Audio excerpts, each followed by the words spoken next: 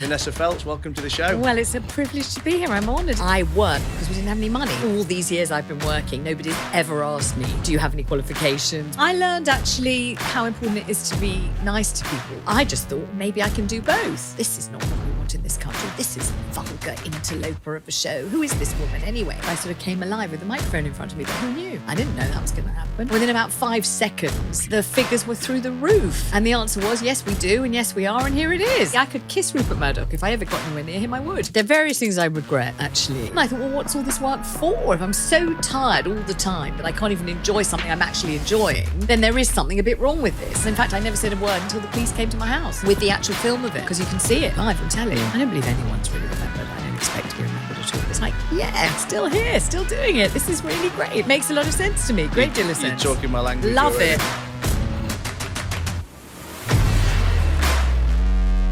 Guys, Matt Haycox here, and welcome to another episode of the Matt Haycox Show, where today I have got media royalty with me. Print journalism, radio, TV, our own show, other people's shows, the hardest working woman in the media industry, Vanessa Feltz. Welcome to the show. Well, it's a privilege to be here. I'm honoured and delighted to see you. Well, thank you for coming. I love you in pink. You're a pretty picture. I don't know if you're Barbie or Ken, and I don't care. I love you whichever you are. Look fabulous. A bit of both. You know, I've always got the most simplest wardrobe, which is either blue jeans and white t-shirts or blue jeans, white t-shirts and a pink sweatshirt. I know what that's about. That's about saving time, streamlining your life and getting on with it so you can make more money and be even more of a success.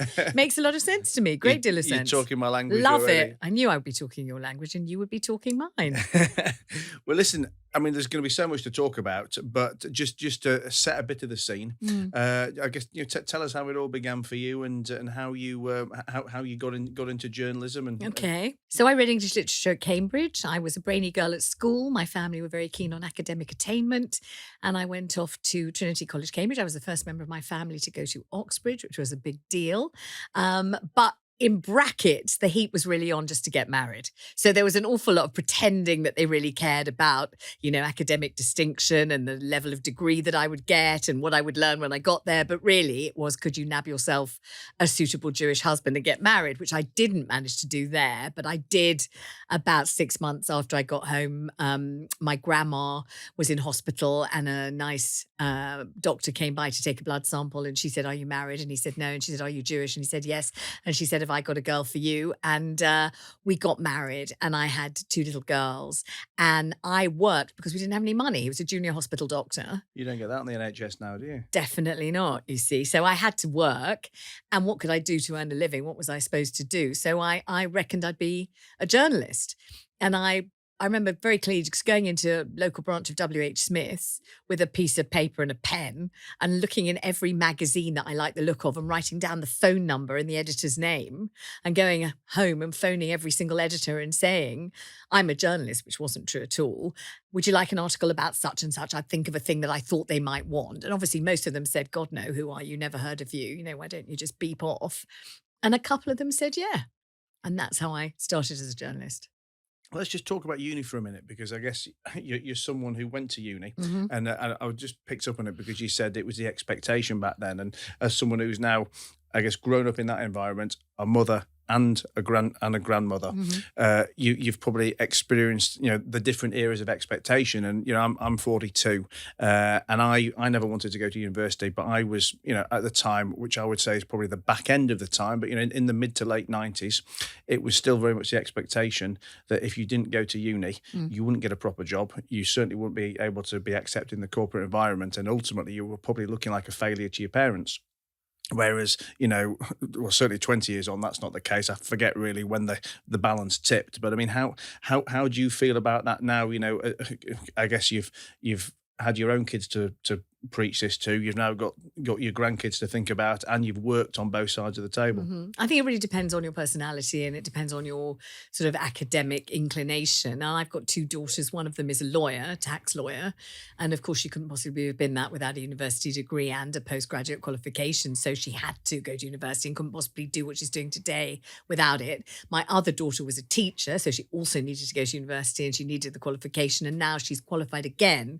So she's doubly qualified as a child therapist. And at the moment, she's in the state system helping the children who've been so badly damaged by lockdown. So the children who were neglected, maltreated, abused, starved, and everything else in lockdown. So she's doing a very valuable job. I think both my girls are doing very valuable jobs, neither of which they could have done without a university degree. However, as far as my own degree in English literature is concerned, I always wonder what would have happened if I hadn't bothered doing it. If I'd just gone straight to work as an apprentice or something at a magazine, which is what I would have liked to do if I'd gone to work at, Harper's and Queen or, Cosmopolitan or something, as a filing person or an admin clerk or as a junior sub-editor or something.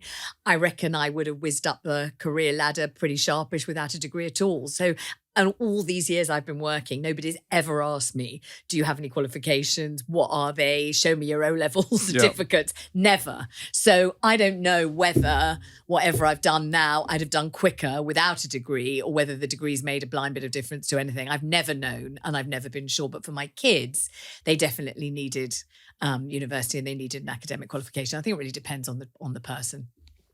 So we've talked about how you started, and I guess very much off your own back, reaching out there to get people to take some articles from you. When did your first big break come? I've had all sorts of different breaks, really. I think very, very quickly after I started saying, do you want me to write an article for you on, the band, the Thompson Twins? Do you want me to write an article for you on wedding flowers? Do you want me to write an article for you on, I don't know, how to pack for your summer holiday or whatever old thing I could think of trying to sell an article about? It didn't seem to take me very long for whatever editor it was to see something in what I'd written and say, would you like to write a column for us? And then when you write a column, you normally have a picture and a byline. That means your name and a picture of yourself at the top of the column. And it puts you in a different kind of position as far as bargaining is concerned, as far as earning is concerned. It puts you on the map in a certain kind of way. And there seemed to be something about the way I wrote that meant that I was noticed and effectively promoted pretty quickly. So within a few months, I had various columns with various pictures and various bylines. And then I suppose because of that, if I wrote an article that made waves in any way, then people would know who I was. And so ultimately, I got asked onto various radio shows. And then I got asked onto This Morning with Richard and Judy. And then I got a contract with This Morning after one appearance. I just went on one show and I ended up with a contract to appear on that show. And I'm still on it to this very day. And that was 1992. It's now 2023. So when that hasn't been still a bad on it run. To this day, without any breaks, that's been like a continuous... There have been a few breaks when I was doing my own show, when I did the Vanessa show on ITV. That used to be 5 mornings a week before This Morning. So I couldn't do my show and then go and be on This Morning straight after my own show. But pretty much without a break, really, with only very few breaks, I've been on that show pretty consistently since 1992. And how did the Big Breakfast come about? Oh, the Big Breakfast was, I just got a phone call from them. That was when I was already doing the Vanessa show, which was, the British Oprah Winfrey, which was a kind of revolutionary kind of a show that nobody had ever done in this country before. And lots of people said couldn't possibly work here. Nobody would want it. It was a vulgar American import. Why did we need a show where people wash their dirty linen in public? Only Americans would watch it. Only Americans would be on it. Well, they were wrong. And it went from 2 afternoons a week to 3 to 5 mornings a week.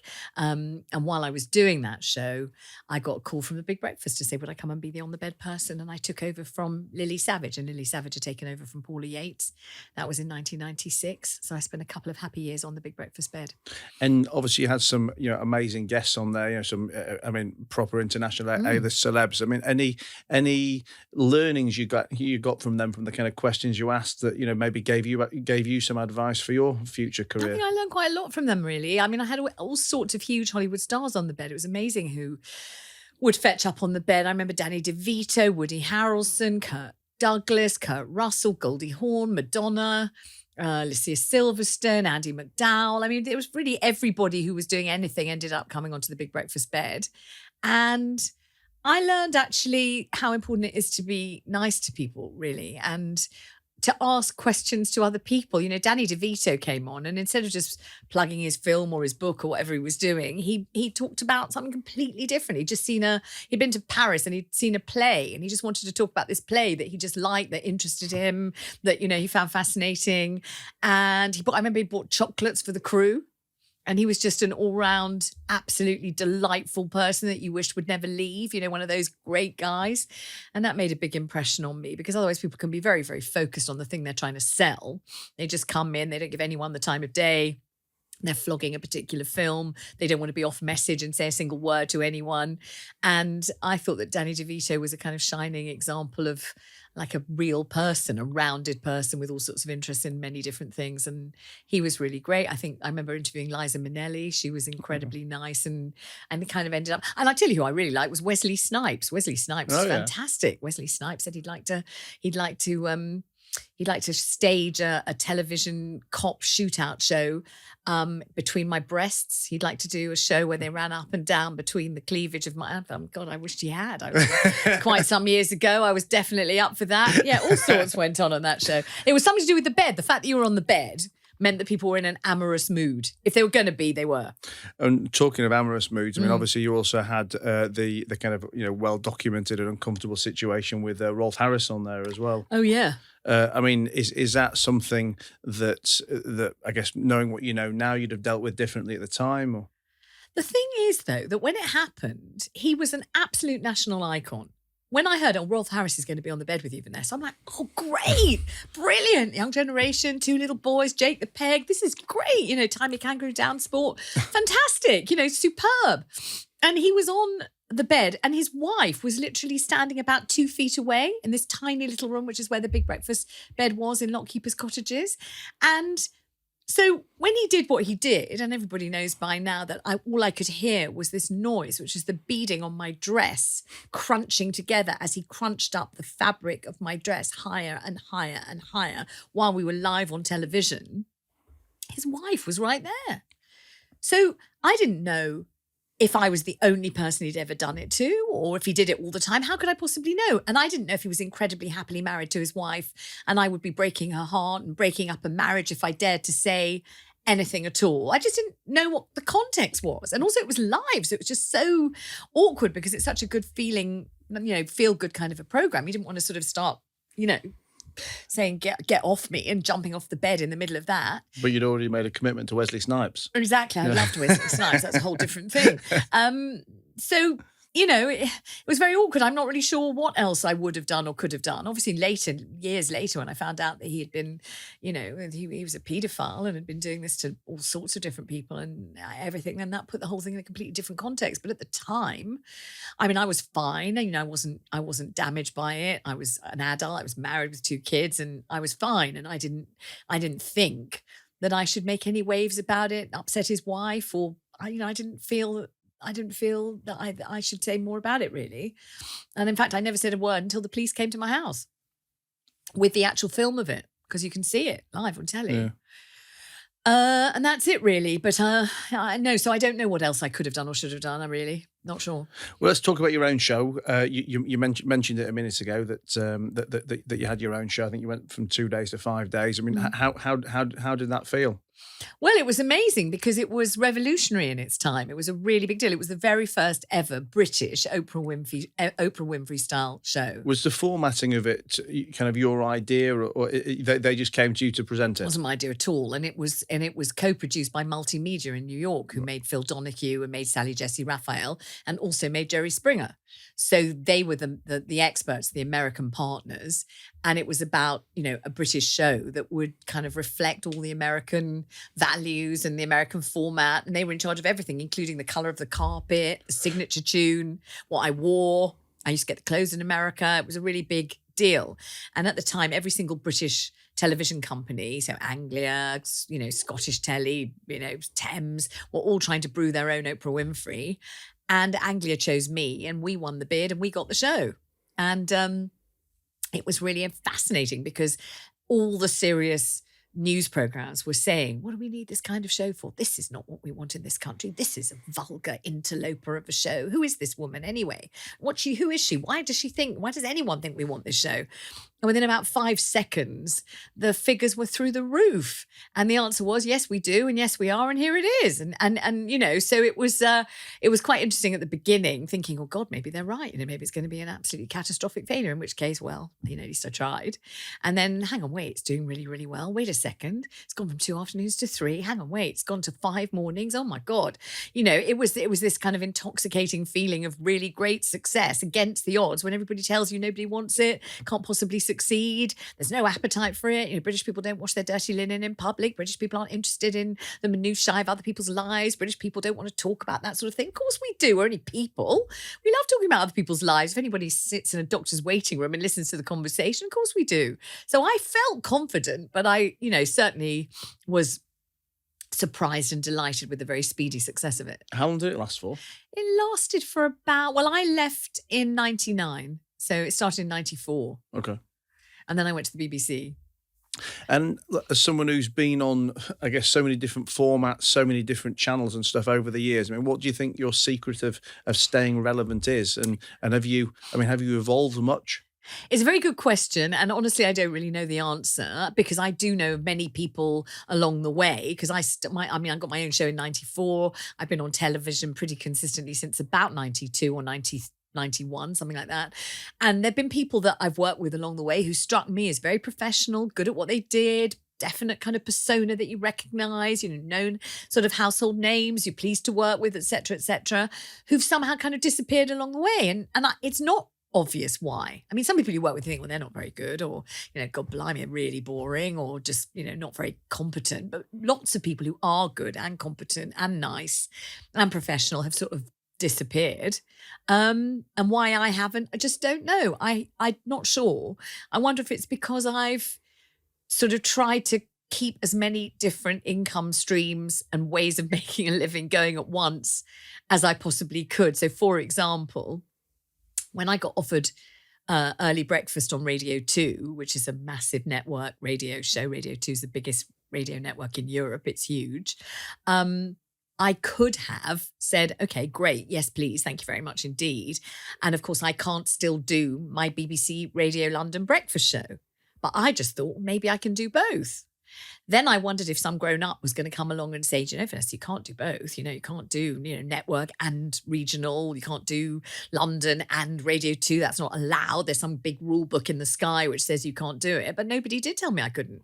So I did both. For 12 years, I did both. I did one in one building, then I ran down the stairs into another building and did the other one. And then I ran down the back stairs, jumped on the back of a limo bike, which is a motorbike that they whiz you around London on, and did This Morning straight after. So I would do 3 shows before about 11:15 in the morning. And that way you've always got some option of making a living somehow. And that's really been my mantra, I think. Well, it's interesting you say that, because I have all kinds of different guests on the show, from business people to celebrities to athletes and everything in between. But my core audience are business owners, entrepreneurs, either people who've got a business or people who want a business. So even when I'm talking to people from outside the immediate business sphere, I'm always looking for kind of analogies to transfer from one to the other. And you mentioned multiple streams of income there, which is an important one. But I was also thinking, when you were talking about the fact that you've come across lots of people over the years who are very competent, or and they can do the job. But I think as well, from a business perspective, I think that having the competence to do the job, and having the talent, for me, that goes without saying. Well, obviously there's plenty of people out there who are incompetent, but if you're trying to climb the ladder, if you're trying to make more money, people go, oh well, I'm really good at my job, I'm really talented. Well, for me, that is the base level, and then all the other things that come on top in terms of how hard you're going to work, how much you're going to network, how many, let's say, how flexible, varied and stuff are you going to be. And I guess they're the things that we always think about in let's say a non-media style business. But for the people that you've seen over the years who've lasted longer, or maybe haven't lasted as long, I'm not trying to put words into your mouth, but do you, some of the examples I've given there, like you yourself, you've tried different formats, you've worked harder, you've done more. I would imagine that some of the people who have been, let's say, very good at the job or been successful for a point of time, maybe they're just a lazy or arrogant, let's say, face. They want to be a celeb and they do their bit, but they start work and stop work. They don't go that extra mile to try and keep working and be flexible. Possibly. I don't know, because you never know what they've been offered and what they've turned down. Some people definitely have a very fixed view of themselves. I would do this, I wouldn't do this. I might do this, I wouldn't consider this. I would never go near reality TV. That's not for me. I wouldn't. people have an idea of, and I think lots of people think they're safeguarding their career. You know, if they don't do this, they turn down this thing because they think it might not be good for their reputation, or it might, somehow devalue their brand, this kind of a thing. Whereas my idea was always just like, if they're going to pay you, give it a whirl, and you never know what anything might lead to. That's what I always think. If they're going to pay you, show up, do it, be good at it. Be on time, be polite, be clean, be sober, have done your homework, give them the respect of knowing what you're doing and what, and be good at it. But also hope that maybe they'll ask you again and pay you, and then again and pay you, and then you end up presenting the show, which I hope I'm going to do here. You see, goodbye. It's lovely having you. Thanks so much for coming. But you know what I mean? And so I suppose there will have been loads of times in my career where people will have said, what, you're schlepping all the way to, Harrogate to do this for what, £500? Why are you doing that? It's only 500 quid. Do you really need the money? And the answer is, A, £500 is £500. I'd rather have it than not have it. 100% yes. B, if you're a freelance, you never know how long your income streams are going to last. So you could end up wishing you'd earned that money. And, my father used to say, no one's going to give you £1. And actually, no one ever has given me £1, in truth. No one ever has, especially not my father. And so therefore, I've always felt if anyone's offering you any money and it makes sense and you come out with a profit, go and earn it. Just go and earn it. And if you're tired, sleep later or sleep on the way or whatever it is. But do go and earn the money. And also, A, you don't know who you're going to meet when you're there. Could meet somebody who's just planning a new show. You could meet somebody who wants you to write a book. You could meet somebody who wants to offer you something that you might want. It could be a connection of some kind. And B, you don't know whether, if you're really, really good at it, on it, then they'll ask you back and they'll ask you again, and then you'll be a regular. And then when the next series comes, you might be a host, and then you might, it might lead to a big thing. Whereas if you don't bother because you think, it was only a few $100, what was it worth it? I could have been asleep. I could have been at home. I could have been having dinner. I didn't do it. Then you don't know, you're shutting yourself off from every opportunity. But you might think that's really small bananas and small potatoes and not much cop. I don't know what you think of that. No, I totally agree with it. I mean, I would even go one step further. I have a slogan which I have on some Matt Haycox t-shirts. I may even send you one that says 80% of what I do for free. The other 20% I get fucking well paid for. I wouldn't wear it because of the language, but I see what you mean. We can beep it out for you. We can beep it out. But I really have, that really has been my life. I really have thought, no one's going to give me £1. Let me earn it. They want to pay me, let me do the job. That's what I've mainly thought. The whole kind of nurturing the brand and feeling that various things are not suitable for me and I'm not the sort of person who would do this thing and this thing. I don't really think that. I think this is my living. This is how I earn it. As long as I can hold my head up high and I haven't done anything that's evil or wicked or corrupt or nasty, and I don't think I ever have, then I can carry on smiling, I can carry on paying my bills and no one has to pay them for me, and that's it. And that's how I've lived. And I do think that if you give it a whirl and you do your absolute best, which I always do, I really try hard, I don't just coast through, as you can see, that it can lead to good stuff. It doesn't always, obviously. Obviously, sometimes you're coming back from, Aberystwyth thinking, God, what the hell did I do that for?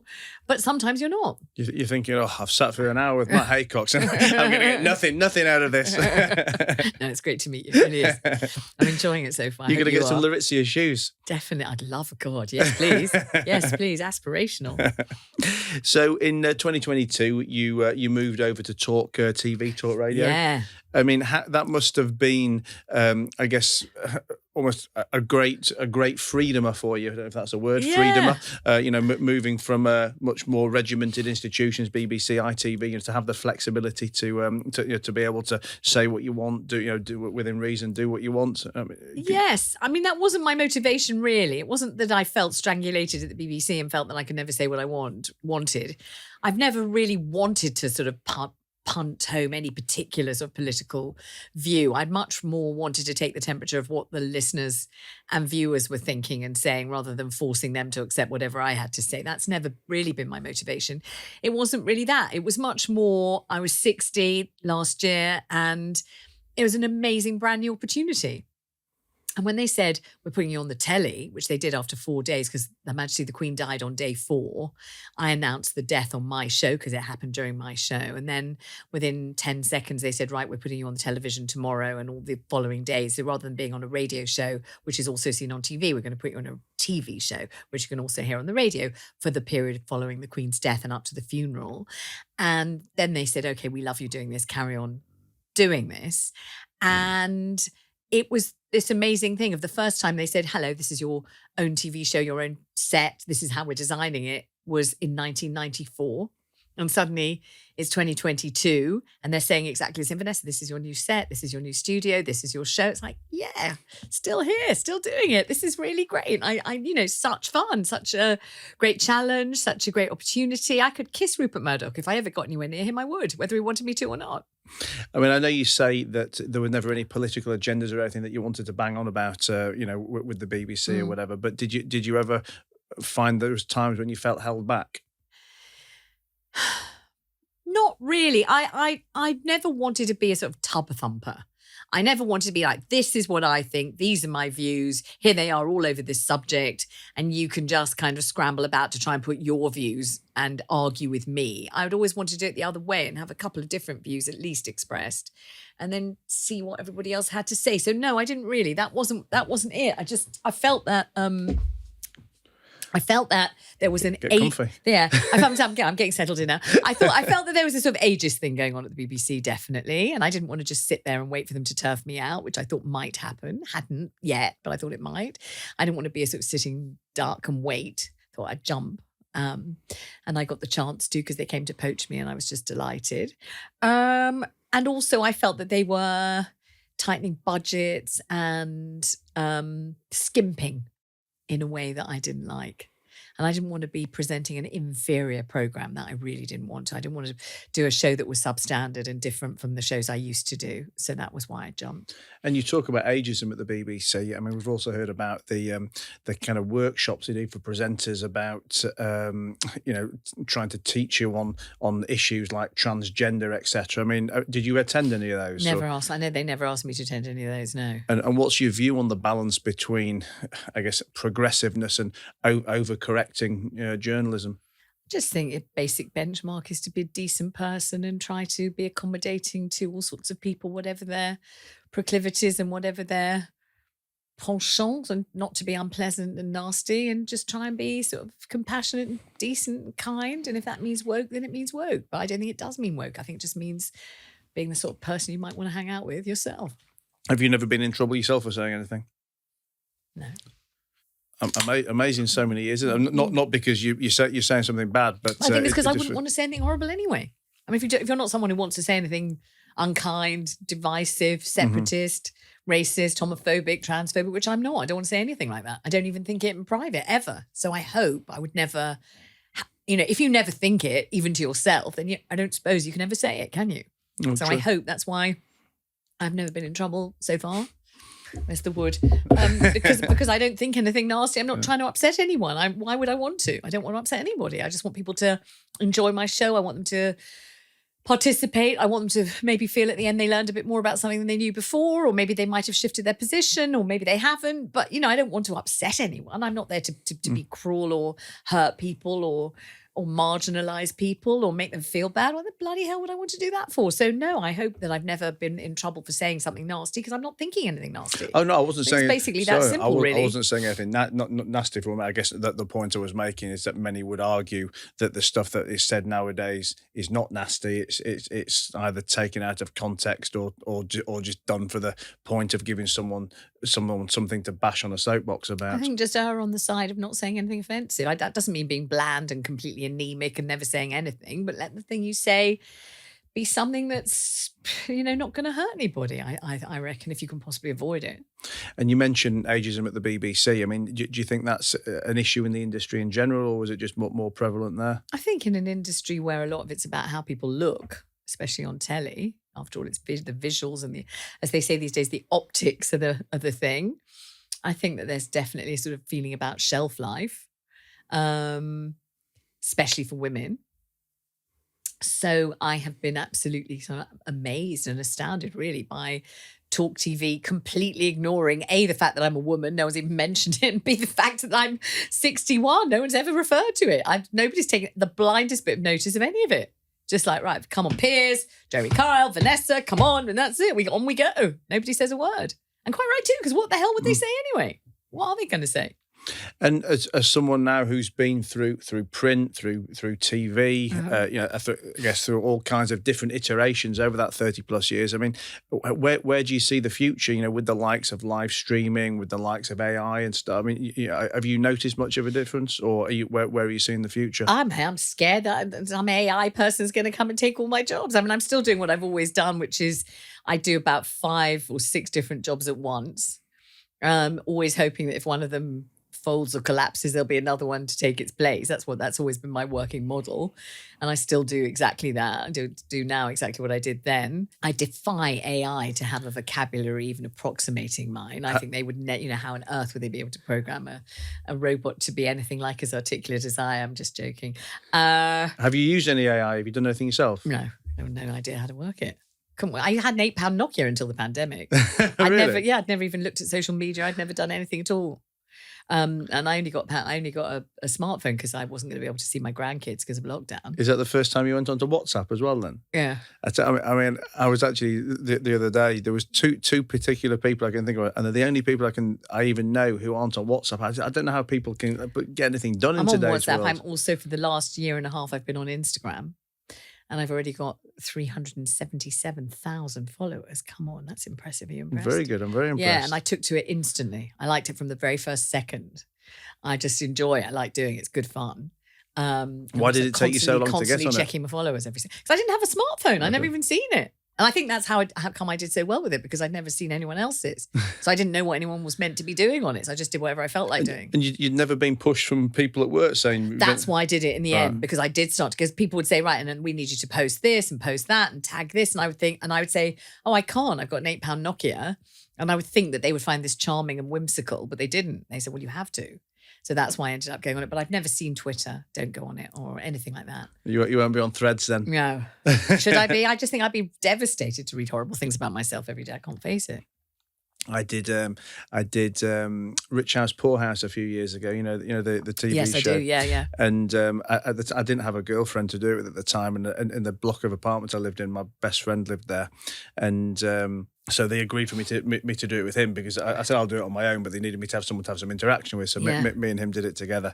And when we were coming up to watch a show, you'd see on Twitter everyone just trolling the life out of all the people who'd done it before, whether it was the rich family, the poor family, just getting completely trolled. And after we watched our show, I went on Twitter to see to follow the hashtag to see what everyone had been writing about me. And the only comment that was anything, I say, less than nice, I don't even think it's not nice, I thought it was funny, was when are those two going to come out and admit that they're fucking each other? So that's not too bad. I still haven't been properly trolled on Twitter. I guess I'm just not famous enough. Oh God. Tell me, BBC licence fee. What do you think to it? Is it still going to be there in 10 years' time? I don't know though. I really don't, because I think people are just getting their feed of programmes and of news in such a different way. There are going to be more and more people, particularly the younger generation, who don't even know what the BBC is. I really do think that. I think people who say, oh, look, this is an important state occasion, we've got to watch the BBC, are getting older and older. And I think the BBC's attempts to scoop up younger viewers and listeners failing abysmally. And so I don't know how much longer they're going to be able to justify the licence fee. They've got a couple of amazing British crime dramas, haven't they? I'm a big fan of. I'm not a fan of much stuff, but I like Line of Duty. You watch that? Yeah, BBC. I mean, I'm not saying the BBC isn't good, and I'm not saying the BBC can't sometimes be absolutely great. I do think the BBC is good and great and has a huge scope and everything else. And it was my whole career for 30 years, and I'm absolutely not knocking it. But the licence fee, as it is, I'm not sure. It's funny how our viewing habits change as well, isn't it? Because I was using Apple TV recently, which I've not done before, and only because there's the new TV show called Hijack with Idris Elba. But the morning show's on Apple TV and it's fantastic with Jennifer Aniston. That's amazing. I've not seen it. That's really, and I'm on bloody morning TV, so I can tell you it's good because it is really good. It's incredibly accurate and excellent. Yeah. Well, I downloaded or signed up to watch this hijack thing, Yeah. and I watched episode 1, 2, saw 4 episodes on that. I got to episode 4 and thinking, oh, this is going to be amazing. Yeah. And then episode 4 finishes, and there was no end. I'm thinking, what's going on? I went to look, and they still do it as like a weekly drop, which even though obviously I lived from an era when we only had 4 TV channels, it feels so old school. I was sat there so irritated, like waiting for the following Wednesday to come for episodes 5, 6, and 7. But it's funny how quick we adapt to new methods of delivery. Exactly, and I'm a complete binge watcher. Now get grumpy if we can't Absolutely get enough. I mean, you mentioned the morning show on Apple TV. I mean, how similar is that to other morning TVs? Very, very accurate. Very, very accurate. The rivalry, the behind the scenes stuff, what it's like to be filming on location, what it's like, the kind of relationships. It's obviously hyped up because it's telly, but it's wildly entertaining. I thought it was a really, really great show. Yeah. Let's talk about Celebs Go Dating. A few friends of mine have been finished, on there. By the way. We have still filming until Thursday of this week, and then it starts showing on Sunday. That's how down to the wire it is. So we haven't even finished filming till Thursday, and it shows from Sunday. How about that? Amazing, right? How many dates have you been on? I think it's 10. Oh, is that how it works? I've never seen an episode. I've been on 10. I think it's 10. Yeah. Anyone you like? Can't tell you, can I? You don't have to tell me who it was. I can't tell you. I can't tell you who it was, and I can't tell you whether I like them or not. I can't tell you. That would be telling, wouldn't it? I mean, do you enjoy that kind of stuff? I mean, obviously, I guess it's very, very different from being a professional presenter. I mean, it's lighthearted. It's good fun. It's a nice thing to do over a summer, and yeah, it's enjoyable. Nice team. Sort of funny thing to be doing, going on dates organised for you by somebody else. Yeah, it's been good. It's been a revelation. You've been described as the hardest working woman in media. How do you have a work and life balance? Difficult, isn't it? Very difficult to do both. And actually, I was leaving my house at 3:30 a.m. I was on air at 4 a.m. at Radio 2. Then I'd run across the road at 6:30. I'd do a handover at 6:45. I'd be on air from 7 till 10. I'd run down the back stairs and be on this morning at 10:30, something like that. And I did that exactly like that for 12 years. And then I realized that the whole time my grandbabies had been alive, I'd been jet lagged. The whole time I'd just been completely knackered all of the time. And I did start to think, actually, there has to be a bit of a work-life balance here. I just can't be perpetually exhausted and out of sync with the whole rest of the planet, having had about 5 hours less sleep than everybody else I see all day. So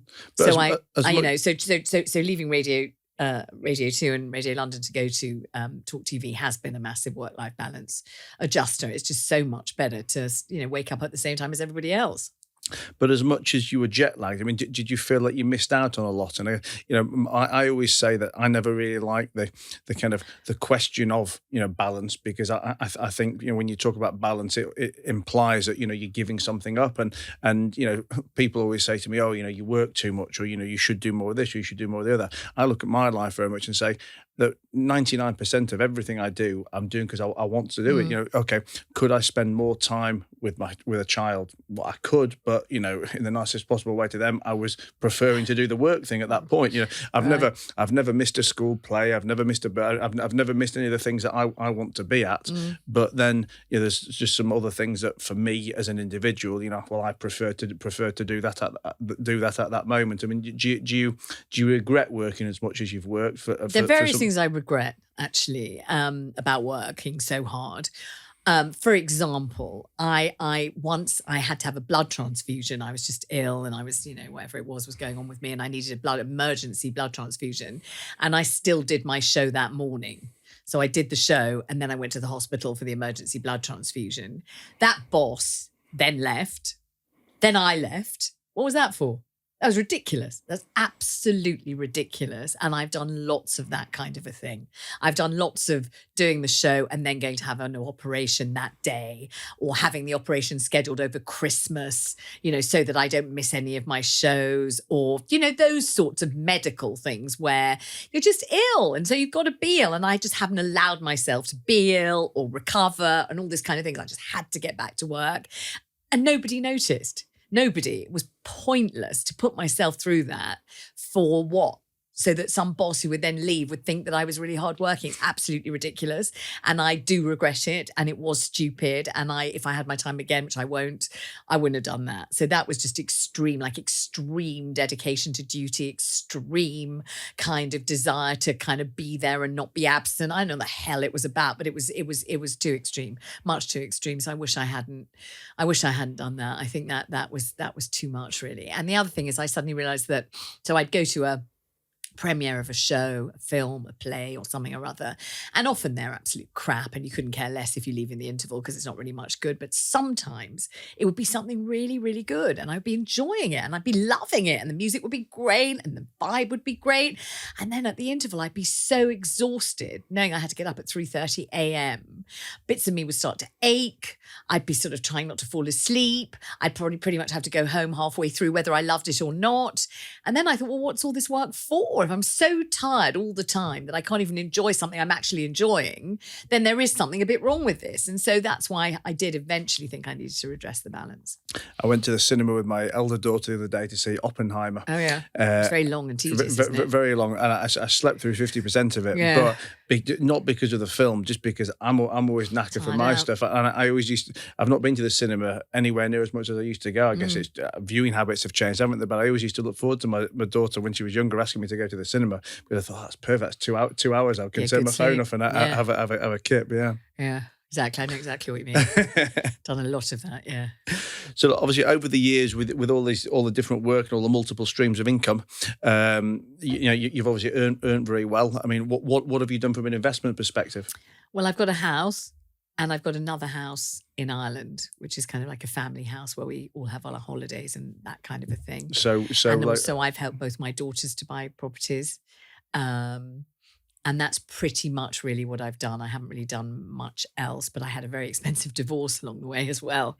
So, I think I've done reasonably well considering. What I haven't done is what various of my contemporaries have done very successfully, which is set up a television production company of my own and then actually make the show and be paid not just to present it, but to produce and make the show. That I've never done. And that was really because of fear, really. I was scared of losing money. I was scared of getting in above my head financially. I was scared of, I don't know, I think maybe I lack the entrepreneurial gene, but from the little I know of you in the last hour, it actually surprises me. I would have imagined that you'd have taken a chance. Well, let's say you see, the thing is though that I was a single parent with two little girls, and I didn't dare really. I was kind of hampered by, I suppose, fear of losing my shirt, and I didn't feel I could afford to take that risk, and so I didn't. And obviously, I've seen people succeed hugely. Look at Graham Norton. Look at Chris Evans. Made an absolute massive soar away success of life. But there are other people who haven't. Bad companies that have gone under. It's not guaranteed that you're going to succeed. And so I've always been much more of a wage slave than an entrepreneur. And part of me regrets it, and part of me doesn't at all. Part of me thinks, well, that was a safer way to pilot my children through life and have a comfortable way of living without losing sleep at night. Do you think it's too late to have a go at it now? Yes. Really? Yeah. And in terms of the, I guess the properties you've bought and any other investments, how have you taken financial advice over the years? Oh, I've had various accountants along the way, that kind of a thing. And I always did kind of stick to the maxim of, live in the best possible house you can afford, even if you can't really afford it, so that when it comes to sell it, you don't have to pay capital gains tax. And so it's a good way of accumulating some money that you don't have to pay tax on. So you get the double benefit of living somewhere that's as nice as you can possibly afford and profiting from it if you should ever sell it. So that was my basic financial kind of maxim that I've stuck to. Big Brother's returning soon. Yeah.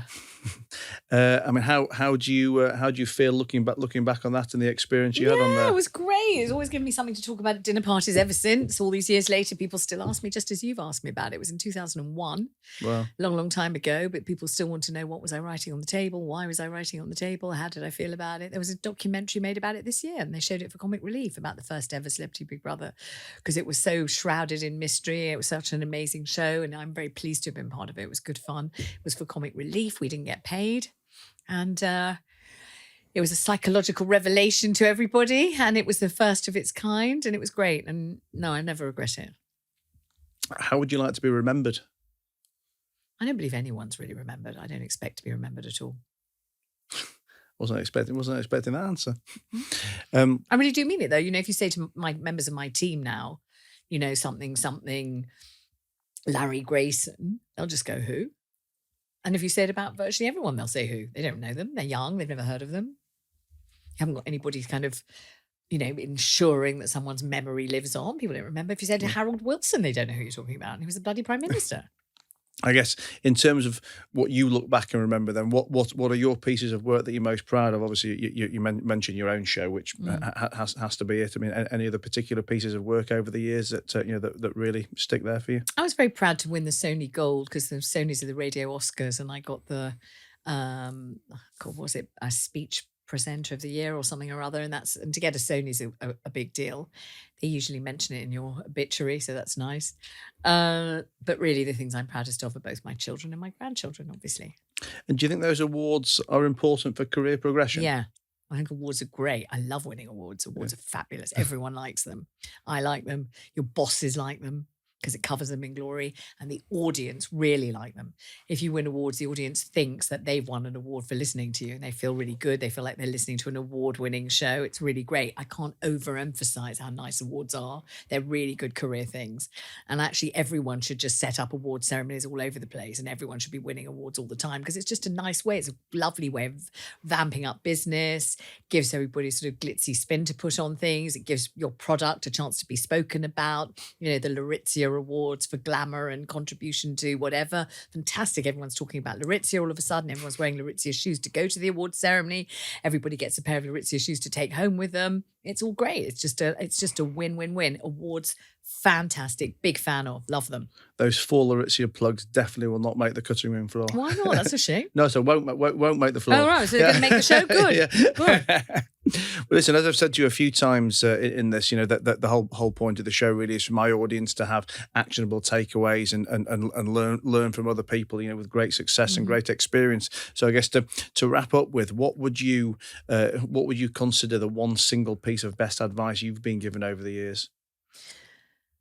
I think that unwittingly, my dad gave me very good advice when he said, nobody's going to give you £1. When I was a kid, I thought that was a really mean and horrible thing to say.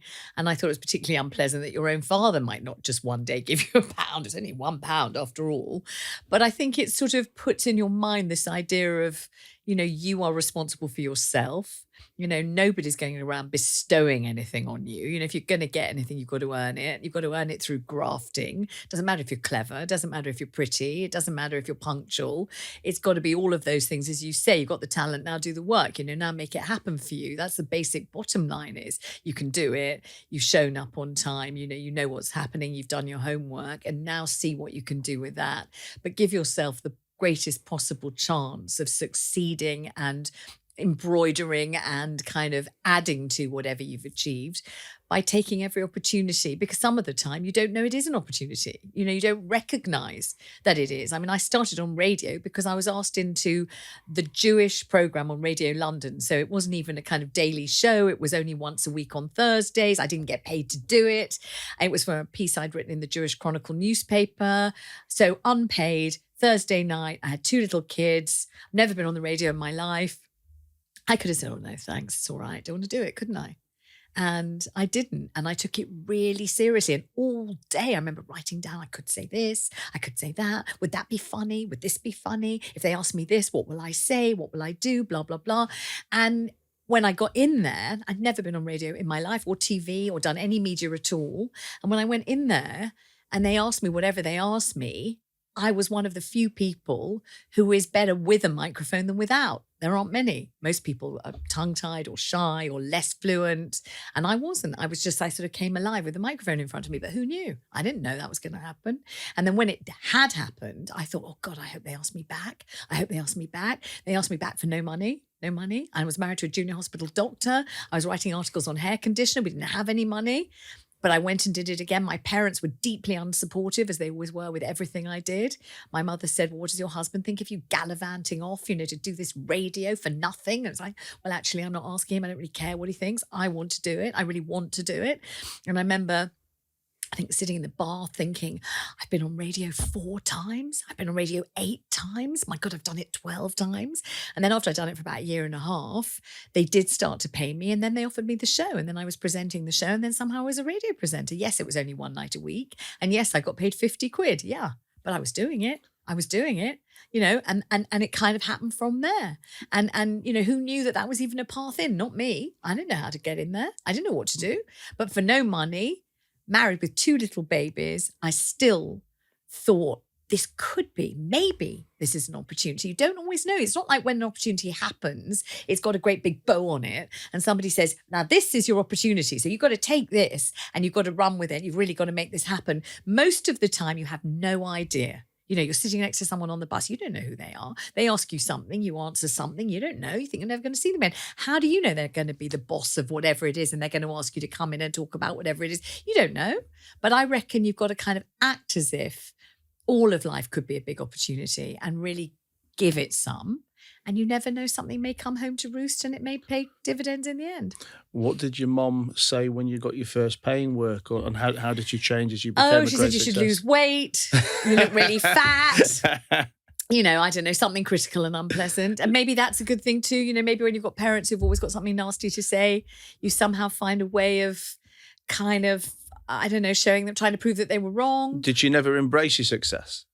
They always found something critical to say and something they were never, they had some view of who I should be and what I should do, and who I am and what I did was never anything like that. So basically they wanted me to be someone else, which I just couldn't do, even to oblige them. Even as the most devoted child in the world, I couldn't really be someone else, could I? Has that style of parenting affected how you chose to be a mother? Yes. I've chosen to be an entirely different kind of parent. Because of that?